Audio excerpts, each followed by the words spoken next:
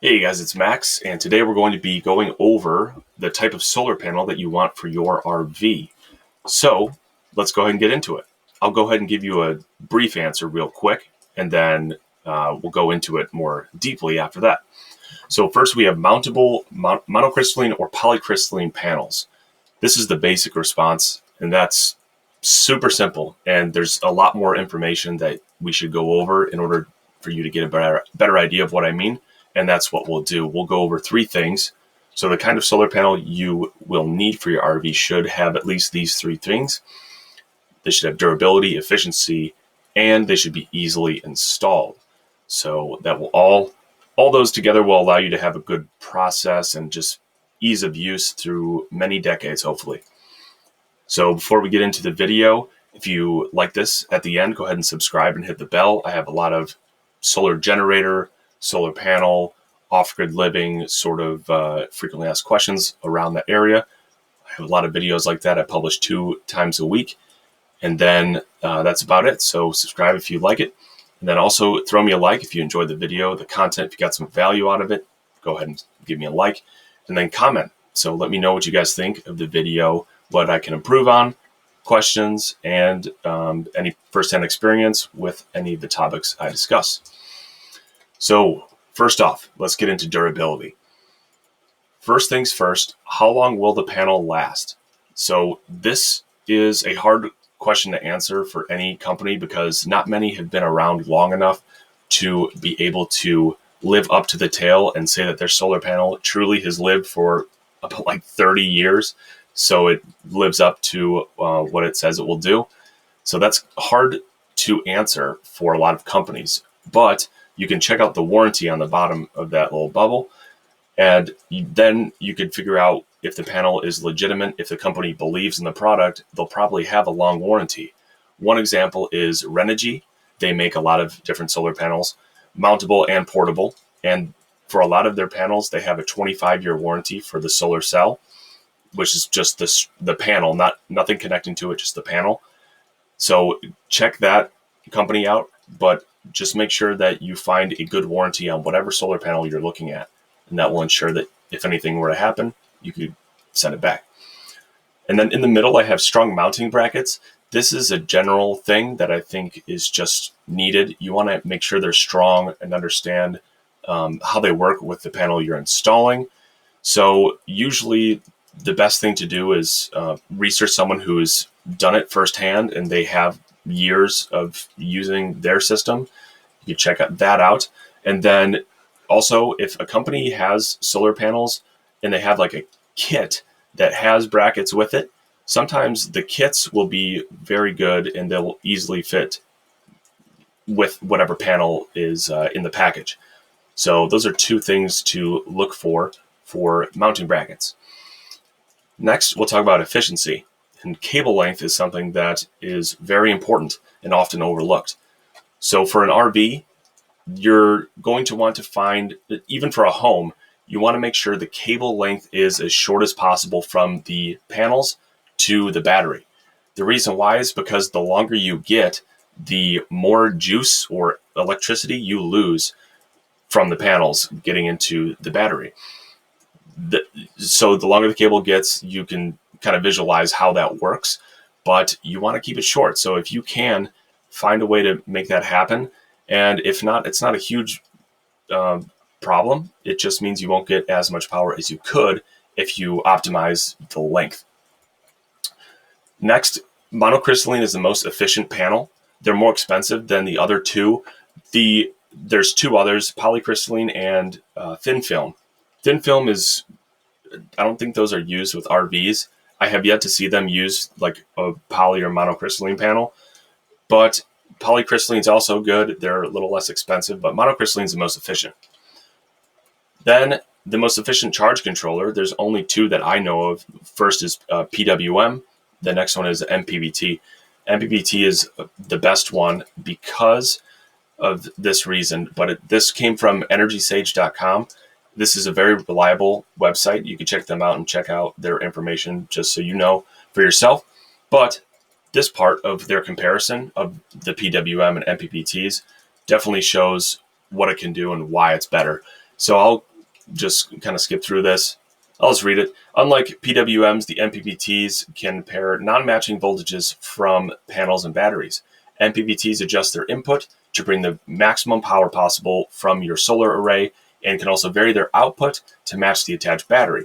This means that MPPTs are more efficient than PWMs and more effectively utilize the full power of your panels to charge a home battery system, or in our case, RV. So there you have it. It allows just more charge to come through the panels into your battery.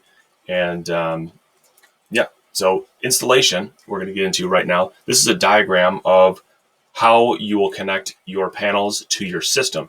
And there's a lot more to the whole setup than just connecting a panel right to whatever you're trying to charge. You have the battery, the charge controller, and I have an inverter in this example too. But before I show you everything, definitely check out firsthand users that have done this. I know Will Prowse is a guy I look at a lot for just different things he's been doing with solar. And he shows you how to exactly install a simple Renogy system into whatever you're trying to use it for, home, shed, RV. So first off, you take a battery and then you connect the battery to the charge controller. Whatever charge controller it is, connect the battery to it first. Then you take the solar panel and then you put it into the charge controller. It's important to do that because if you do it the other way around, pretty sure that's going to mess up the inner workings. I'm not exactly sure of the consequences of that, but I just know that I saw Will Process video and he said to mainly connect the battery first. So battery, charge controller, solar panels, charge controller. Then you take the inverter and then you connect that to the battery. The inverter is what you connect your appliances to, whatever AC appliances or devices. So that's the order. So that's just the basis of what you will need to do, and then you can go from there. So some last points here. First one is that not all RVs are the same. Now this is obvious, but the reason why I say this has to do specifically because of the rooftops of RVs. There's a lot of obstructions that can get in the way of the rooftops, and I think you're lucky if you don't have any obstructions at all and it's just a flat surface. So if you don't have a flat surface and it's not perfect, which I assume most RVs are like this, you will need to adjust your solar panel setup to be able to fit onto your RV, sort of like a Tetris thing.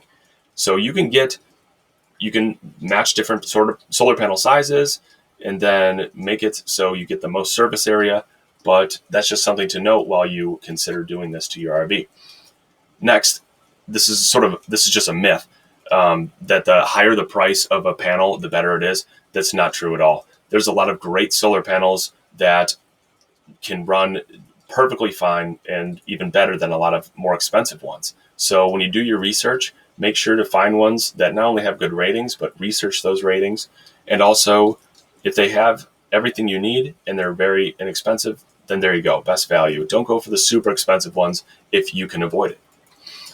Number 3 here, you may need to add extra panels depending on your consumption. And by consumption, I mean the consumption of your electronics and appliances in your RV. If you're running a lot of high power appliances from the batteries that are connected to the panels, your whole setup, then you may need to add more panels.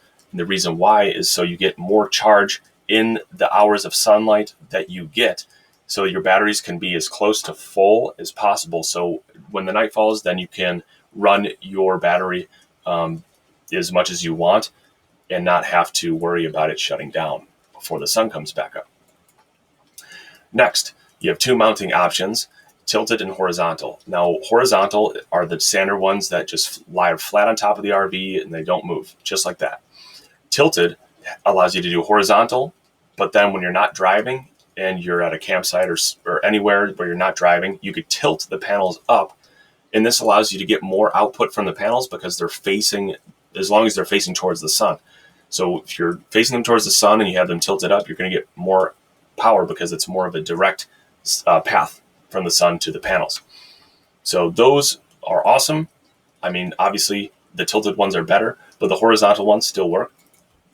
But something to think about. So that's it for this video, but I'll show you my resources here that I used to make this video.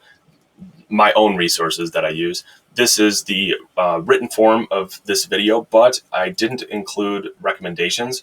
So you could check out the article in the description, and you'll get 6 solar panel kits or just solar panel recommendations at the bottom of that article. So check that out if you're interested.